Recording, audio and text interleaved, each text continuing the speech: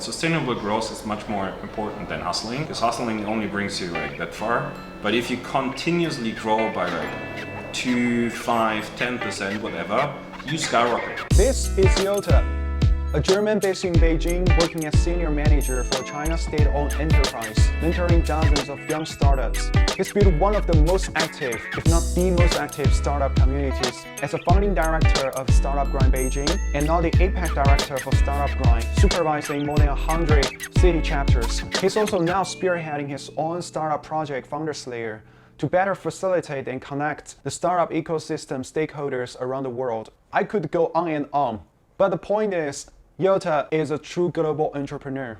What's best?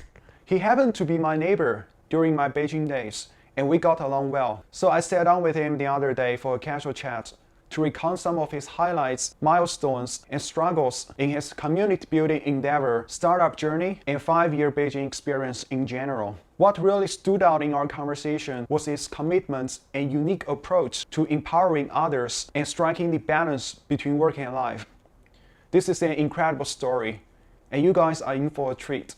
I'm Jelte, I'm from Germany. I studied Chinese and economics in Germany. I was lucky enough that I got a job right after university that enabled me to get to China. Now I'm in the middle of Zhongguancun, the Silicon Valley of China, and working on tons of projects that is covering innovation, entrepreneurship, international cross-border projects, so it's really exciting. Prior to Beijing, Jelte had little knowledge about what's in store for him on the other side of the world, and he had little idea about how his life would be intertwined with entrepreneurship as he started his career in Beijing as a management consultant. I knew nothing about China. Right. I learned the language for 1 year, and at one point I just said like, okay, why not flying now to China and realizing like how it is? And then I was here and it was so mind-blowing and different than Germany, and then I never wanted to leave. Thanks to the advice of his sister, Jelte then stumbled into the very fascinating and exciting world of entrepreneurs. I didn't know much about entrepreneurship at that point, but I was talking to some other consulting friends of mine and we said, let's do some demo day about entrepreneurship. And I think I was just lucky to be at the right time, at the right place, because there was kind of a vacuum for international startup community organizations. And through this event that I organized, I got in touch with the then APAC director of Startup Grind. The next day I got a call and said like, hey, what you're doing is cool and we're looking for a person there. So then I get involved with Startup Grind, and that's where I found my passion actually. At one point I really realized I want to be surrounded by people who really want to change something. Entrepreneurs, community builders, people who really want to move something around. So Jelte shifted his career from management consultancy to entrepreneurship and innovation by joining a China's state-owned enterprise based in Zhongguancun. But it took him quite a while to understand and navigate his role as a foreign employee in this very unfamiliar working environment. So for me, it was actually quite interesting to start working for a state-owned enterprise, because it was not actually the goal to be productive or anything. It was more about showing a certain image to the outside, to the government officials, because I came in and I had still my management consulting mind. So I brought in all the projects, I sold so much, but at the end, it didn't matter. What they wanted is give the government people face and show that you're innovative, which is a complete different way. It took me nearly a year to realize that.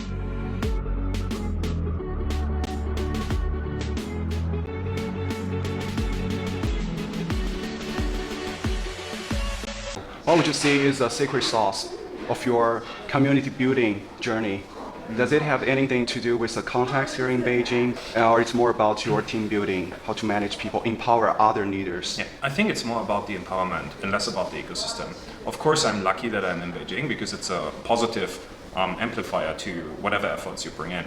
But I truly believe that if you're capable of encouraging and motivating people around yourself to build something together, then no matter where you are, you can build an amazing startup community.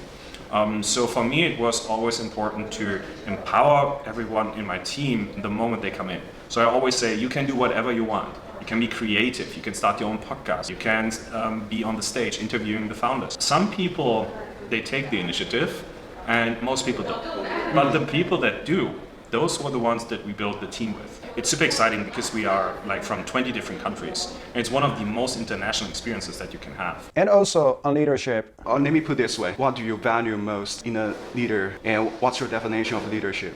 Yeah, that is a good question. So taking initiative is one. Empowering others is another. As I said, I empowered in the beginning a lot of people, but looking for the next generation of directors, I was looking for people who were doing exactly the same. So I was looking for replicators. And this is, I think, what I'm looking in a leader. So they know everything, they learn everything, but they pass it on the moment they know everything. And once that happens, you empower new leaders, the future generation of leaders. Right. And with that, you build like a pyramid. And the people that will be thankful, they can take over your role and you can grow further. One more thing. But we do have one more thing. Probably be open for different people and different mindsets. So I'm a very straightforward type, sometimes judgmental. I expect results quite quickly. When you surround yourself with 30, 40 different people from different countries, you see different personality types. And what I learned is I shut my mouth when people are very different because I see that other people appreciate this difference compared to me. And something really beautiful comes out of this because then you create a diversity of leadership within the team. So that's something that I'm training myself. The moment somebody comes in who's way different to me, I just shut my mouth. About jobs, don't worry about it. You will have jobs. Yeah. This village in Beijing, called Zhongguancun, home to some of the most prestigious universities in China and world-famous unicorn startups, has long been compared with Silicon Valley in the United States. As a well-connected global entrepreneur based here, Jelte shares some of his insights on the differences between these two mature markets. I'm working on my startup, which looks on startup ecosystems as a whole. So I think now I'm starting to understand what it takes to compare actually startup ecosystems like a Silicon Valley with a Zhongguancun. The Silicon Valley is still more bottom-up development, and a Zhongguancun, also related to the Asian culture, is more a top-down approach. So the government has a very high guiding hand in everything that's happening. And whatever bottom-up movement you see from communities is tolerated, but it's not empowered. So everything that you see here is, we want healthcare innovation. Let's build an incubator for this, put all the resources in, and then the people will come. In other parts, it's more like there is a group of people seeing a need because it's not met by the government. So they start building it, and that's the bottom-up development. I cannot say like which is better, but I think you need both. Despite the increasing support from the government, it's still no easy task to do startups here in Zhongguancun, just like anywhere else, let's be honest, especially for foreigners. I wanted to start my startup also because I wanted to test my theoretical knowledge and see if I have practical knowledge in China. And one thing that I realized is it's painful. Like the paperwork, the administration, the untransparent system is very hard. Like recently I'm trying to get a visa for one of my employees, the COO, and I needed to figure out what do they actually want in the application. And it's so hard because nobody knows. Nobody can tell you like, this is exactly how you need to do it. Nobody can give you a recommendation about your pitch deck needs to be better like this or that and that. So I think the foreign entrepreneurs here are facing a very difficult picture, and I think the ones that are actually successful understand the Chinese culture and language. They're usually partnering up with local founders, so they have a local co-founder. You need to localize in one way or another. You can either do this yourself or with partners. Having worked with founders, mentors, investors, communities, and governments over the past few years, Jelte has come to the realization that there must be a better way to connect the stakeholders in the global startup ecosystem. And he has since building this platform called FoundersLair for that very purpose. I'm now involved in startup ecosystems and communities for 4 to 5 years. And one thing that I realized while I was traveling, I wanted to explore other startup ecosystems. And I thought Startup Grind is the right thing to do. But what I realized, some chapters of Startup Grind are not good because the leaders are too busy. Then another thing that I was facing that adds up why I wanted to build FoundersLair is I get approached every day by roughly 10 people saying like, okay, I want to start my startup. Which incubator should I go to? Which investor should I go to? I'm of course happy to help, but at one point Jelte is not scalable. So why not having a platform where you have all the knowledge from all the community builders at one place?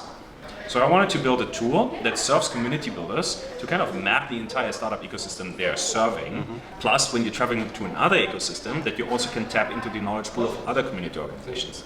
That's exactly what we wanted to build with FoundersLair. Entrepreneurship is a very competitive space, as you can probably imagine.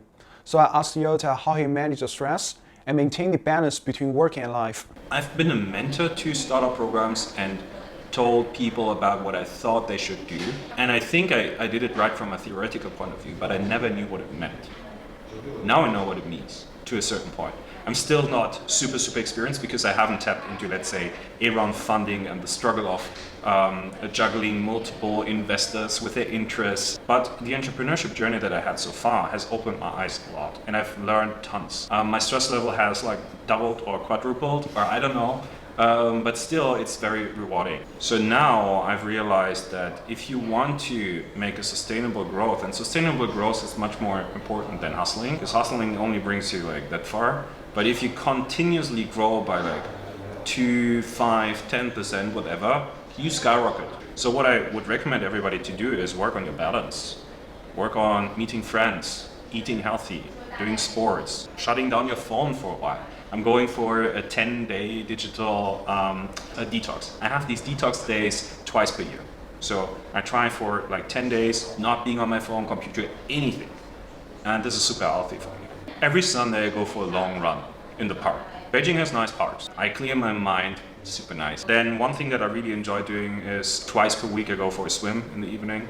Also clears my mind. Then what you can do is you can go to the wall and you can go hiking and you can go camping on the wall. And one thing I want to give people on the way is try to be a connector and reach out to people and just be curious about who's your neighbor. Because I did that here at Inoway. I went to all the incubators and accelerators and I just said, hey, I'm Jelte, who are you? What are you doing? Can I help you with anything?